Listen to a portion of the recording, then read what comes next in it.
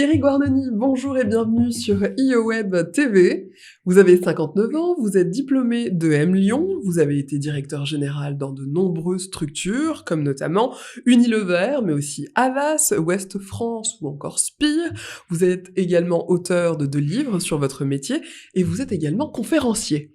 Je vous confirme, vous êtes bien renseigné.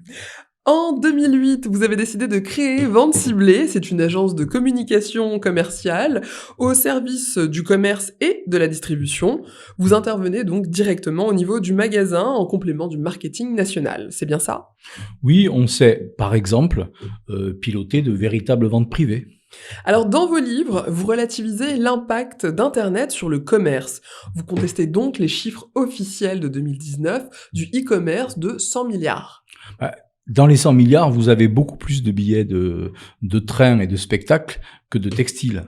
En fait, un point de vente aujourd'hui a 100 fois plus de chances d'être détruit par un concurrent installé dans la même rue que par un site de e-commerce. Donc finalement, le digital, vous êtes pour ou contre? Parce que vous êtes quand même à l'origine d'un grand succès du web, le site Le Bon Coin. Le succès du Bon Coin en 2006, c'est pas le succès du web, c'est le succès d'un concept, celui de l'annonce gratuite. Les annonces existaient sur Internet, mais payantes. Internet booste toujours les bons concepts, mais ne peut sauver les mauvais. Et ça, les points de vente doivent absolument ne pas l'oublier.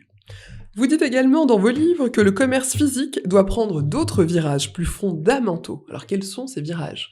Alors pour comprendre, je dirais qu'on ne peut pas sauver les chantiers navals en les diversifiant pour faire des dériveurs. Il faut les sauver uniquement en imaginant les paquebots de demain. De la même façon, le commerce doit en permanence réinventer son point de vente.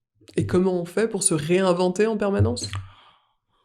Quand mon fils me dit: «Papa, j'aimerais voyager dans le temps», eh bien je l'amène dans un hypermarché ou dans un magasin de canapés et je lui dis: «Tu vois, ça y est, je t'ai amené, on est en 1985, rien n'a changé, je te promets, tout était comme ça». Le point de vente, il faut donc faire un changement fondamental du point de vente.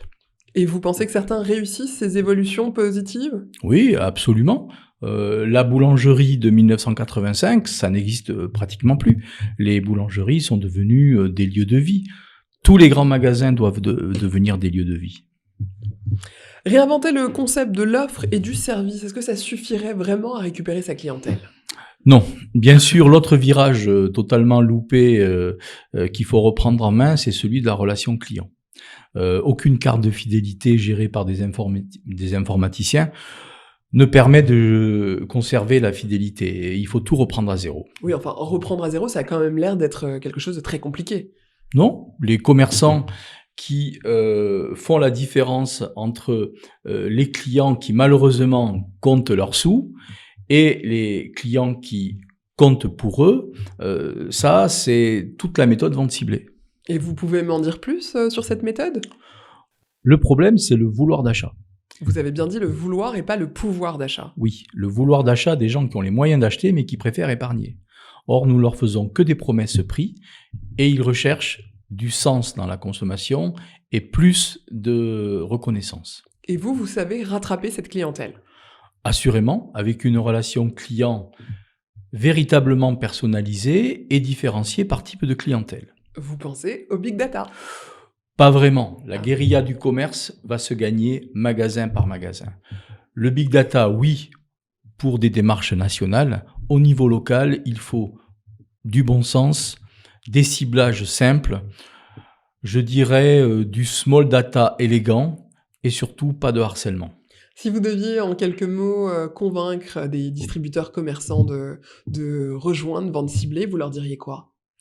Que je sais, moi, que les consommateurs adorent les magasins. Et nous recherchons des annonceurs qui ont envie d'aimer plus leurs clients.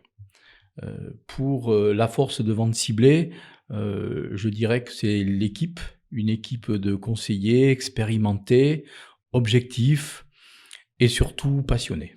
Eh bien, Thierry Guarneni, merci d'avoir été avec nous. Je rappelle que vous êtes le fondateur de Vente Ciblée, que vous avez également écrit ces 2 livres, La communication locale condamnée à innover et également Fermeture définitive, que l'on peut retrouver sur votre site www.venteciblée.fr. C'est exact. Merci Merci. beaucoup.